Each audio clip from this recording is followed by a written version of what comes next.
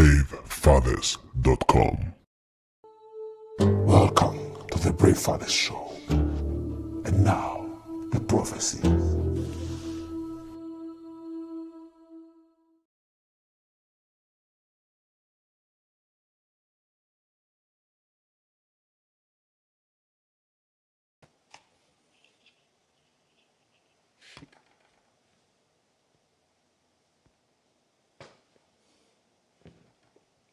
Yes, I think I'm live, and I had a little hiccup right here.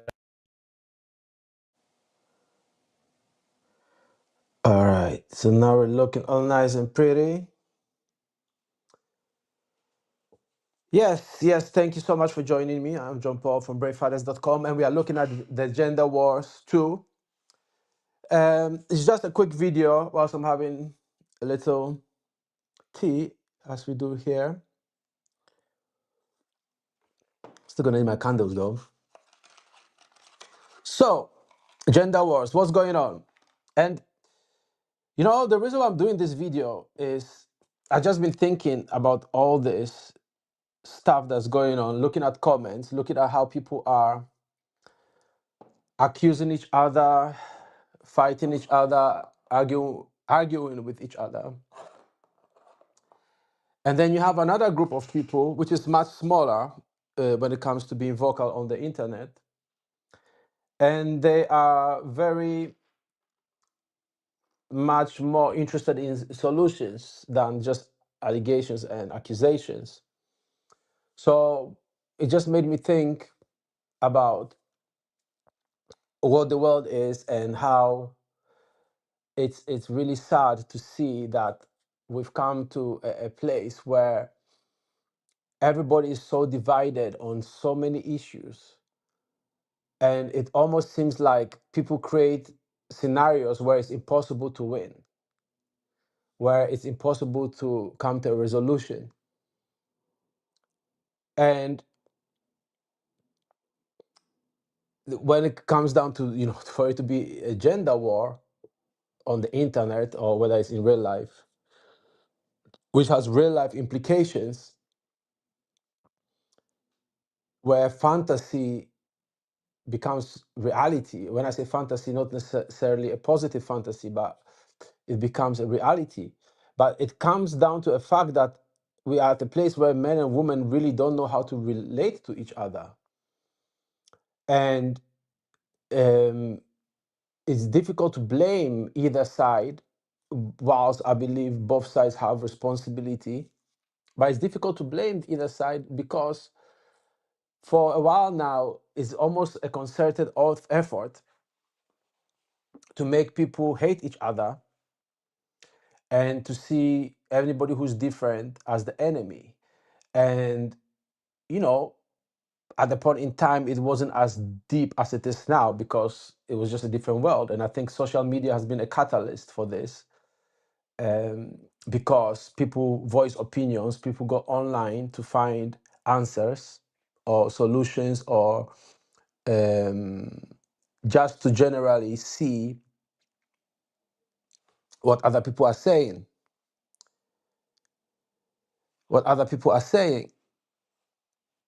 About stuff, about life. And I had an interaction earlier today, actually, with a female who wanted to know some of my views, which I shared with her, and she actually was grateful.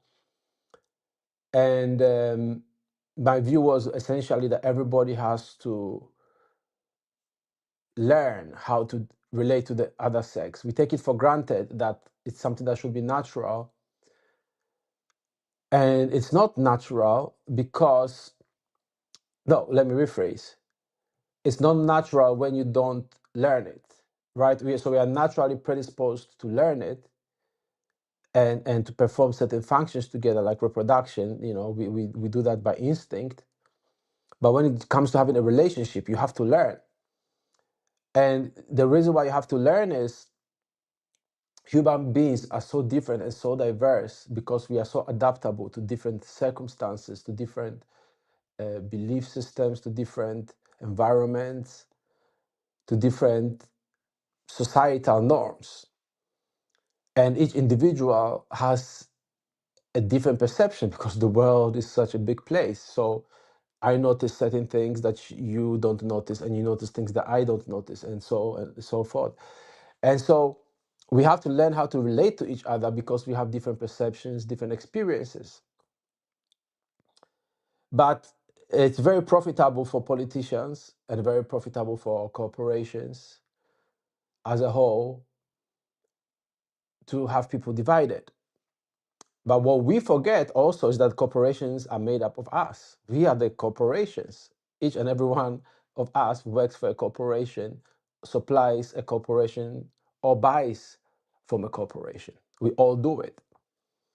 A corporation is not just the CEO and the C-suite executives. It's everybody that works there. So the person who cleans the floors and the person who decides which building the company is going to buy. Everybody is part of the corporation. So one could argue that on a certain level, we all benefit from this division. And maybe as a society, we do, but we end up being very much unhappy because we then have expectations that can't be fulfilled. And the one thing that people are not taught is each individual has to figure out their own way. Ultimately, there isn't a set formula that works for everybody, in the sense of how to go about everything. There are things in place that, yes, there are principles that if you break them, you will be unlikely to have a good relationship. But those principles cannot be dictated by the society, and society does not decide what those principles are. And I would argue that most people don't know those principles because they follow society, and they think society can enforce a good relationship, and it can't. So what do I mean on a specific example? So we have one group of men, for example, who say they only want to marry a virgin, right? So that's one group of men, which is their right to want that. Then we have a lot of women who don't want to be virgins, which I believe is still their right to not want to be virgins. Now, a lot of the guys who want virgins still consume adult films. A lot of guys who want the women to be virgins still want to sleep with women, just they don't want to marry those women.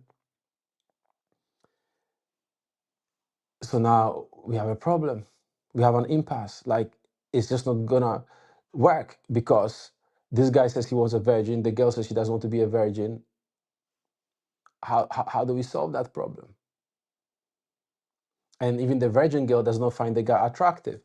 On the flip side, we have females who, just want to take advantage of guys and use them for their money, use them for the status, just use them without any sort of commitment, and they don't feel bad about it.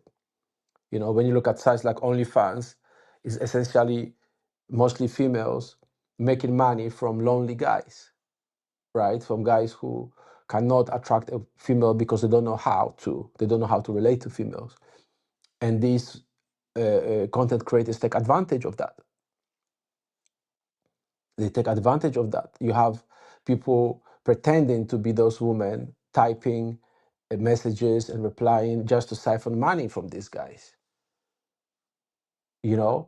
But then one could argue, and I'm not agreeing with this, but there's about over 4 million of those creators, right? Mostly female.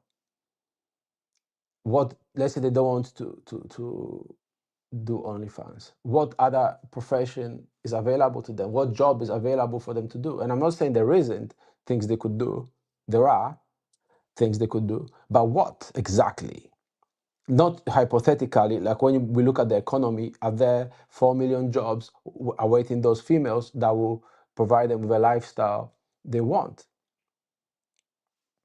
Or the opportunities or the kind of money they want to make? Because it's not right to say those females should not be entitled to make the kind of money they make when they succeed on OnlyFans, right?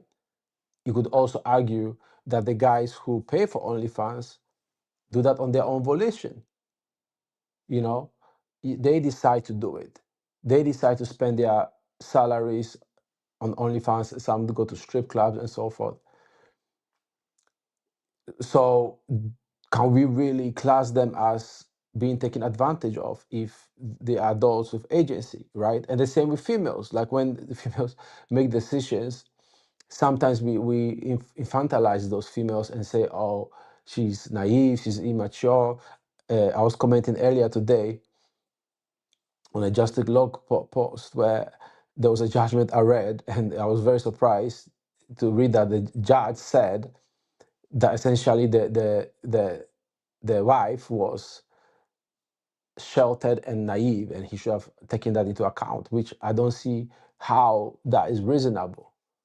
But it was an appeal court judge or a higher court, so that's what the decision is.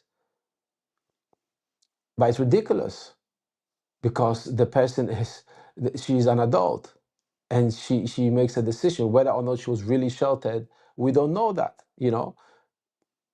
it may seem so, but we all know females who have snuck out of their houses to meet guys or have snuck guys in to the house to have sex with them. So on the surface, they might appear good girls who stay at home, but they do a lot of things that people are not aware of.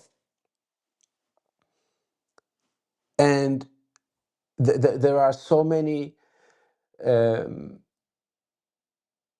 factors into this, like, because when it comes down to it, every adult is responsible for the decision he or she makes.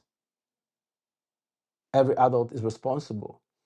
But then when we put these obstacles that are insurmountable, you tell the guy that he should take into account that the female is sheltered. Like, why and how? What about him?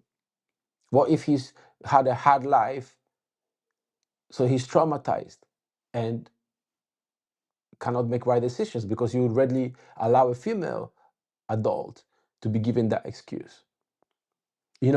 But all this shows how this gender war thing is just destroying society, is destroying people's lives. And what I think we need to do is to bring back the love men and women used to have for each other. And also,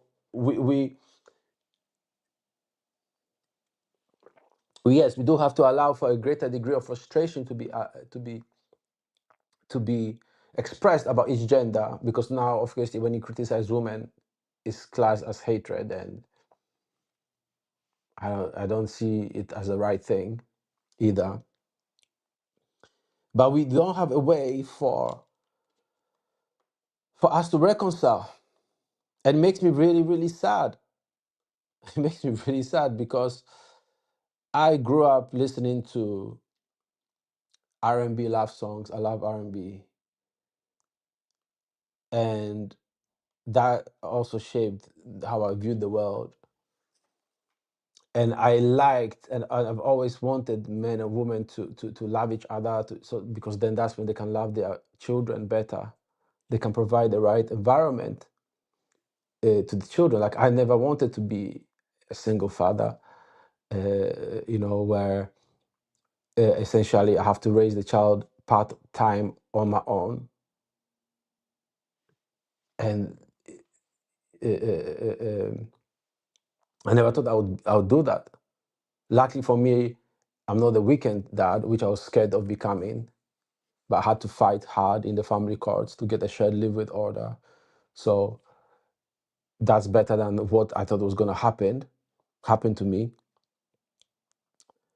But it's still hard not seeing your children, And I think this gender war thing is just crazy. And I don't really know what to say. I just wanted to make a quick video